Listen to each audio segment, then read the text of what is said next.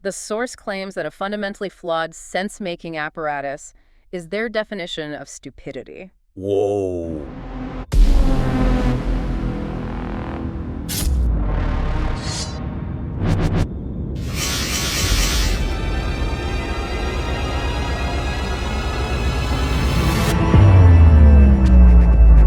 Welcome to Deep Dive Podcast, where false assumptions are kindly and utterly destroyed. All right, so get this. Today we're diving into understanding. Sounds simple enough, right? But honestly, even grasping the idea of understanding can be, well, tricky. Oh, yeah. But luckily, some fascinating source material you sent over attempts to break down the process of how we actually make sense of the world. Yeah, and it makes some pretty bold claims, like our individual sense-making apparatus, as they call it, is literally built like a Lego structure. Whoa, hold on. Legos? Yeah, Legos. Think about it. Every single piece of information we come across is like a brick, shaping how we interpret everything else. Okay, I'm intrigued. But some of those Lego creations in people's heads must be pretty interesting, to say the least. Definitely. And that's where the source's distinction between objective and subjective understanding comes in. All right, break it down for me. Objective versus subjective. How do they see it? Okay, imagine you see numbers written on the floor. Okay, got it. Numbers on the floor. With a subjective understanding, you interpret those numbers only from your perspective, based on your pre-existing Lego structure. So, like, what I see as a 6, someone across the room might see as a 9. Exactly. You're forcing the new information to fit your pre-built structure, maybe totally missing the intended meaning. Makes sense. Now, objective understanding, that's when you try to align with what the author or whoever put those numbers down actually meant. Even if it means my brain has to do some serious gymnastics. Pretty much. Sometimes you got to question your initial gut reaction. Gotcha. So, subjective is like looking through my own warped lens, while objective is trying to borrow someone else's glasses, even if they make me feel a little cross-eyed at first. Perfect analogy. Now here's where things get really wild. The source claims that a fundamentally flawed sense-making apparatus is their definition of stupidity. Whoa, strong word. So we're not just talking about getting a facts wrong here and there. Not even close. This is about a deeper inability to process information accurately. Imagine building a skyscraper on a swamp. If the foundation of your Lego structure is shaky, every new piece will be off-kilter. Okay, yeah. I can see how that would lead to some epic mental meltdowns. Exactly.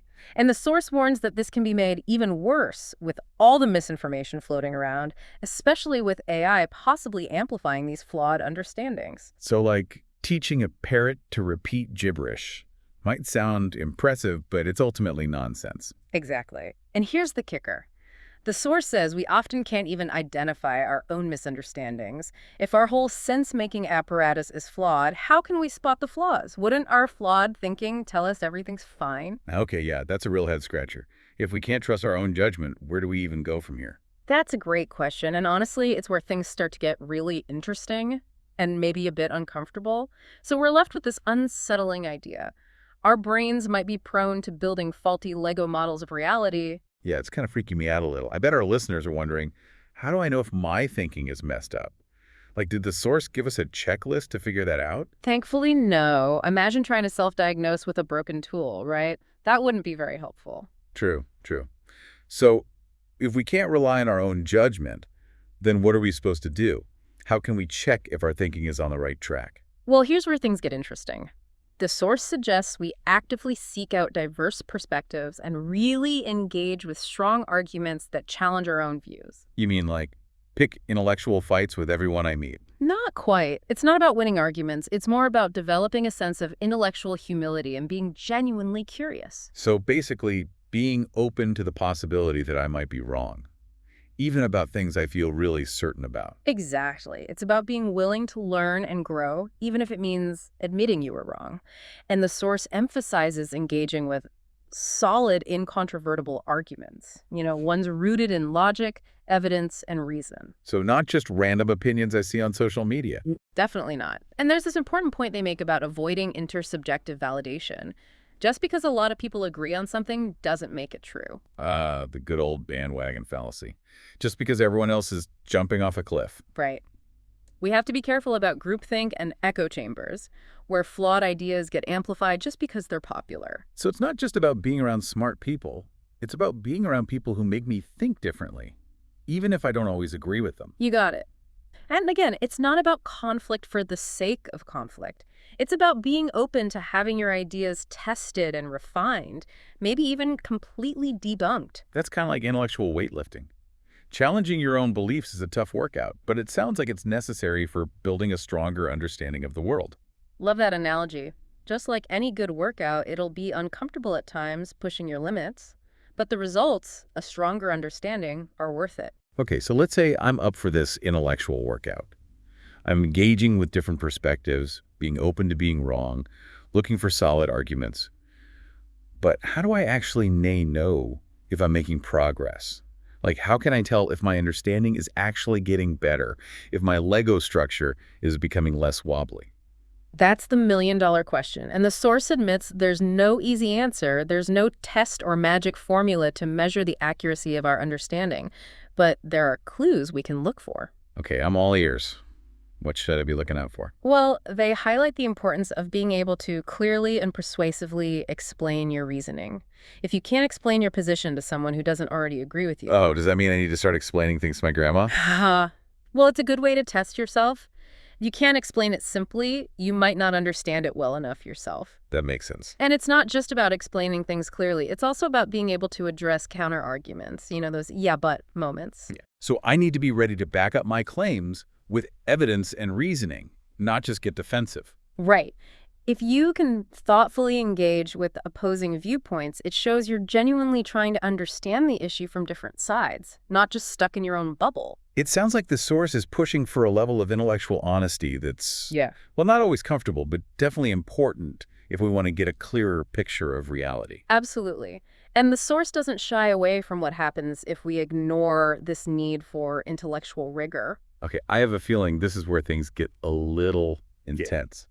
What kind of consequences are we talking about? They don't hold back, saying a flawed sense-making apparatus can lead to weak reasoning, ineffective ideas, and ultimately ineffective actions. Our thinking doesn't just exist in our heads, it affects our choices and actions in the real world. Whoa, that's heavy stuff. This deep dive is really pushing our brains to the limit today. All right, welcome back to our deep dive on understanding. We've gone from wonky Lego towers to intellectual weightlifting, and I think it's time to face what we've been dancing around this whole time. Ooh, sounds intense. Uh-huh. What are we facing exactly? Well, throughout this whole discussion, there's this underlying tension, right? We're talking about how messed up our thinking can be. Yeah, it's one thing to say, oh, everyone makes mistakes. But to admit that my whole way of understanding the world could be fundamentally flawed, that's a tough pill to swallow. Totally. And the source doesn't try to soften the blow. They say, this isn't about specific beliefs, wrong information, or bad conclusions. It's about the capacity to make sense of information objectively.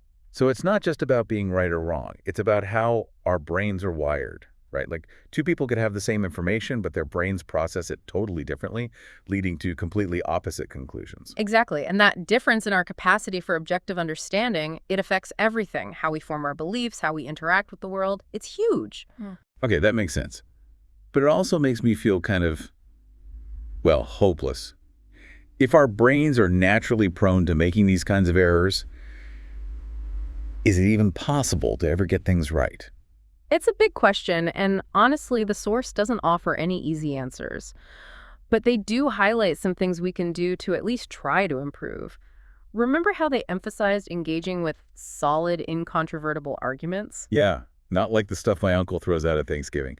So we need to be more careful about the information we let into our brains and be willing to question even our strongest beliefs. Exactly. The source takes it a step further, though. They say that just having good conversations or respecting different opinions isn't enough. We have to actively challenge our own assumptions and put our thinking under a microscope. So it's not just about being nice or avoiding arguments. It's about being intellectually honest with ourselves and others. Right. And remember what they said about nuance. They actually said nuance shouldn't be encouraged, but clarity and the actual state of affairs should. So basically, truth over feelings. Well, that's going to be hard. It's not easy, that's for sure. But if we want to move past all these flawed ways of understanding and see reality more clearly, it's crucial. And here's where those final key points they made come in. They leave us with this powerful call to action. Revise your assumptions, fix them, or suffer the consequences. Wow. Okay, that's pretty intense. So after this wild ride through Legoland and intellectual boot camp, what's the one thing you want our listeners to take away from all this? I'd say stay curious, be willing to question what you think you know, and never stop learning. Trying to understand things is an ongoing process. It takes effort, humility, and a good dose of skepticism. Maybe even a therapist to help us through those mental Lego meltdowns. Just kidding. But seriously, this deep dive has made it crystal clear. Our thinking matters. It shapes our reality, and it's up to us to build that reality on solid ground. Couldn't have said it better myself. And with that, we'll leave you to ponder the mysteries of your own sense-making apparatus. Until next time, stay curious, stay critical, and remember, understanding is a journey, not a destination. And that's a wrap on another episode of The Deep Dive. Until next time.